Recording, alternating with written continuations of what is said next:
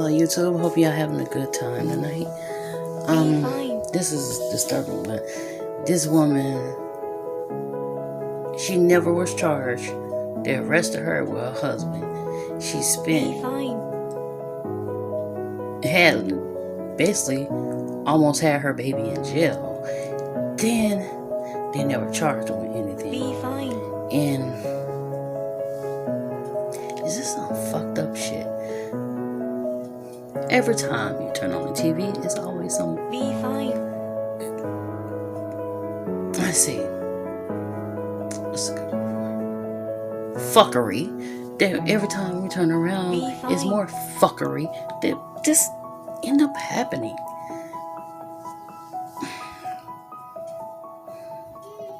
This woman shouldn't be in jail, and that young boy should not have been in jail. He shouldn't be dead because of assholes.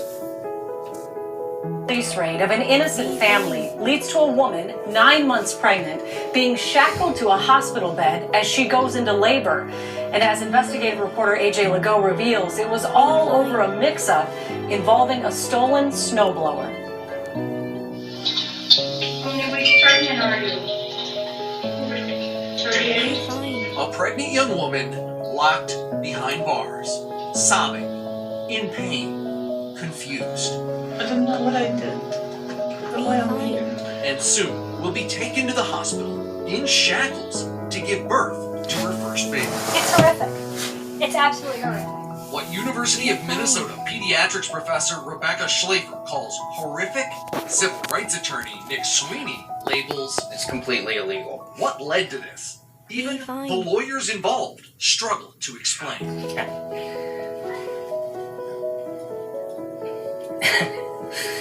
Well, that's a good question. A KARE 11 investigation discovers the answer is a twisted tale involving a shoplifter, a snowblower, a police raid, and gunfire. It's a story that starts in an unlikely place. The Maple Grove Menards hardware store. Menards notified Maple Grove police that surveillance footage showed a thief stealing off store shelves and returning the stolen goods for store credit. The store credit then used to help buy a snowblower. The snowblower purchase traced back to this Dayton home. Armed with a search warrant, Maple Grove and Dayton police surround the house. One wearing a body mic, but no cameras. Please, search warrant, open the door, please. Please, search warrant, open the door. Inside, Ferris Hussein and wife Sarah, who've asked we not show their faces. Sarah cooking dinner, Ferris wearing headphones playing computer video games. Open the door. Open the door before I boot it. Just 27 seconds after first knocking, officers kick in the door. Please, search warrant. Be right back.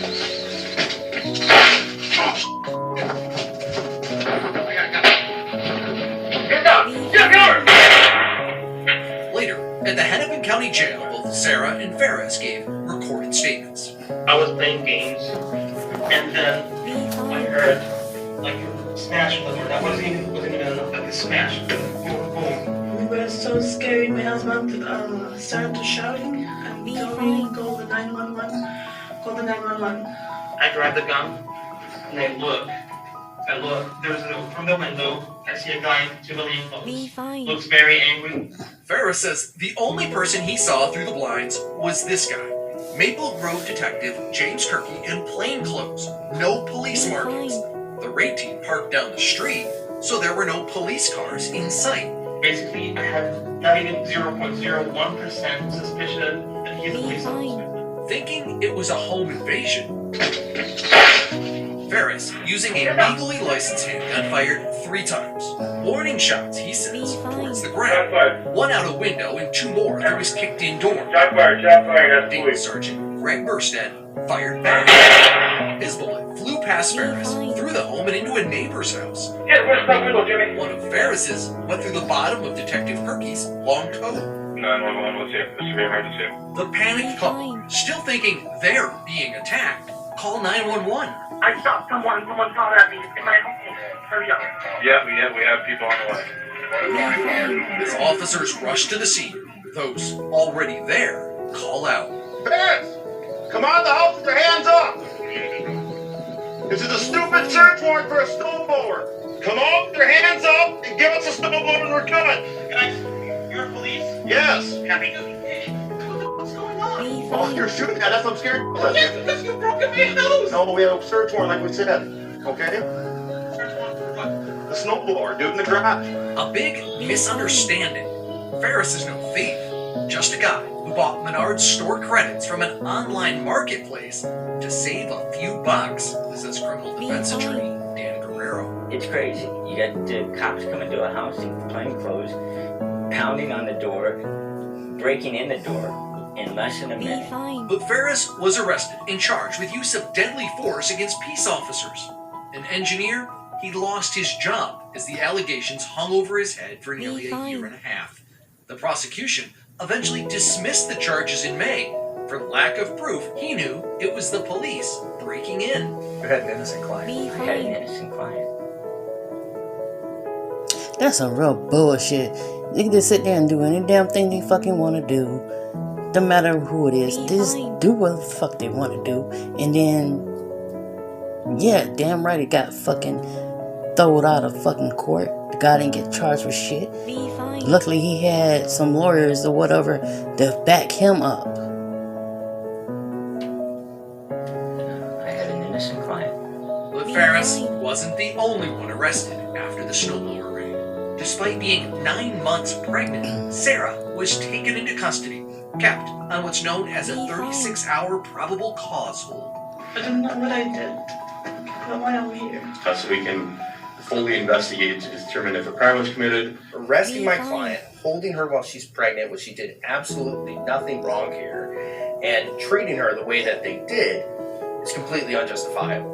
Nick Sweeney just filed a federal lawsuit claiming Sarah was denied medical care at the jail for nearly a full day, despite asking to see a doctor because she was in labor. After her water broke and she was taken to HCMC, she was shackled by the leg to the ambulance gurney, to her hospital bed, and when she went to the bathroom, even had both legs shackled together. You're claiming that the sheriff's deputies... It pretty much shows you and tells you basic everything, because about pregnant women being shackled, they passed that law for that being off the wall for that case. Now, keep listening. broke Minnesota law. Absolutely. It's a violation of international laws. It's a violation of human rights. Minnesota law bans restraining pregnant women unless necessary for legitimate safety and security needs. The American Medical Association calls the use of shackling during the birthing process a barbaric practice that needlessly inflicts excruciating pain and humiliation. They're just lucky the baby didn't die. Or she didn't have some sort of hemorrhage. Professor Schleifer is also research director for the Minnesota Prison Doula Project. Now, if she would have died, what have they have done? They do in-house fucking investigations. So, what would have been done if she did die, or if the baby died, or both of them got terribly sick and then it died? What could they have charged the cops with?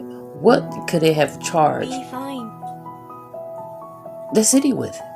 Because they didn't want to make the decision, so they should be charged, and all the cops who was involved should have been charged, because they did not have a police uniform on. They didn't knock on a door and wait till a person come to the door and say they're police. Now, that's kind of the same thing with that other girl. But she ended up dead because they shot her. And was instrumental in advocating the legislature pass the anti-shackling law. She reviewed the case for Carol Levin. What was your first thought when you read through this case?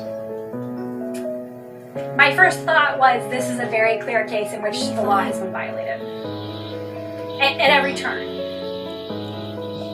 In the middle of active labor, Sarah's 36-hour hold was up. The lawsuit says deputies unshackled her and just walked out of the delivery room, leaving her there alone to have her baby. She was never charged with a single crime. Hennepin County Sheriff David Hutchinson refuses to discuss the case, citing the pending litigation, but sent a statement saying they take the allegations seriously and are investigating them. Maple Grove Police Department also declined to comment. Wow. Of course they decline a comment. They will always decline a comment. Why would they speak on it and of their guilt? Of course they're gonna decline. They're gonna decline all the damn time. They ain't nothing new. It leaves you speechless. I mean, the middle of the story said you feel like there has to be something more. Yeah. This You cannot know they go want to on say for something. longer. You know they want to say something, but they're just too scared to say it. They want to say a whole lot of shit, but they just refuse to do that, and because they scared to get fired. Even if they did steal it. There was nothing else there. The story does keep going on, though. They tried to deport Sarah after this, claiming she had been charged with firing at the police when in fact she was just arrested on a 36-hour hold and never charged, but the family went through hell trying to get that squared away so that Sarah wasn't kicked out of the country because of this. Thanks, AJ. Wow. Some bullshit. Damn, they try to kick the woman out of the fucking Remember state this. too. Fortune, fame. Some bullshit. It's just the kind of bullshit people have to deal with. Here in so-called America, the land of the free.